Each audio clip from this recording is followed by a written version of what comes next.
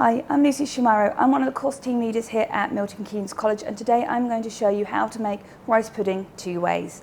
We're going to start off with making our raspberry coulis by simply just putting a pan on the stove with some raspberries, a little bit of sugar,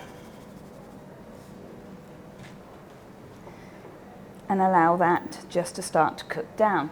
In the meantime, I'm going to put my attention to the rice pudding.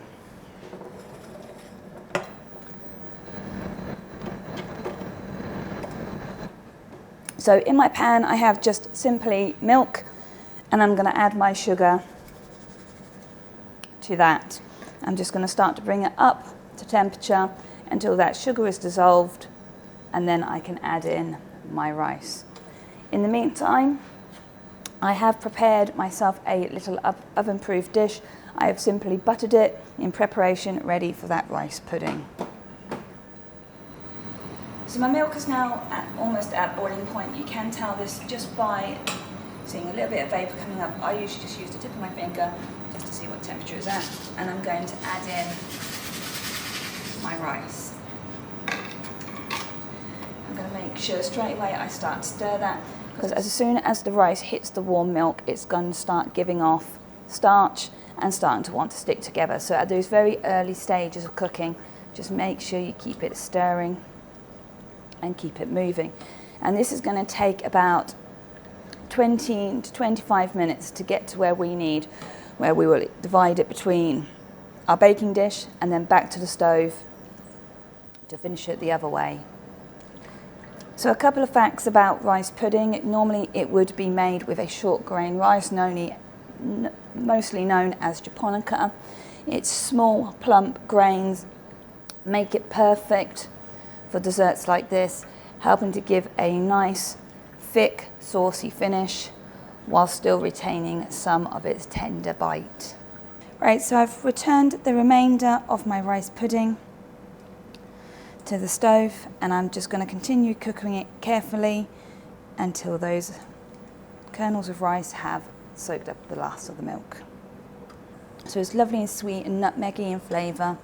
The rice is soft and tender to taste, and now I'm just cooking it till I get the consistency that I desire to serve. And what I'm looking for is for that sauce to start pulling out some of that starch from the rice, so it starts thickening. So when we put it into the bowl, it doesn't just look like soup and just flows everywhere.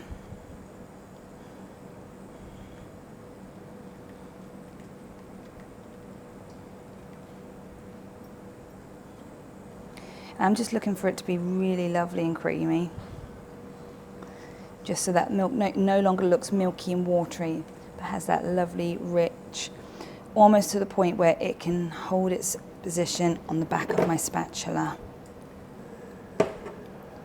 So what I'm just looking for now, as you can see, if I pick it up on the spoon, it finds a nice natural level, but it still kind of holds its position. Just 2 more seconds and we are ready to go. I'm just quickly going to go check my rice in the oven. And there we go. So turn off my stove. And a bit like risotto, we're going to let the rice pudding find its own natural position within the plate.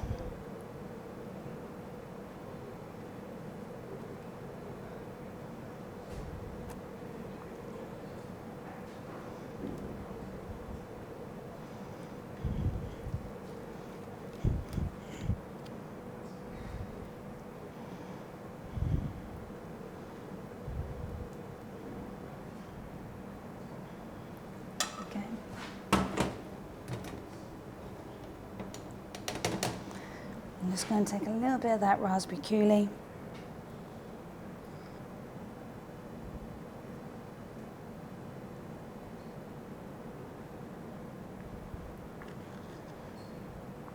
And because the raspberry coulis is just made from raspberries and sugar, it's got a lovely thickness to it. So it sits in proudly on that rice pudding. I'm going to garnish it There it is. I'm going to garnish it with just a few pieces of fresh raspberry.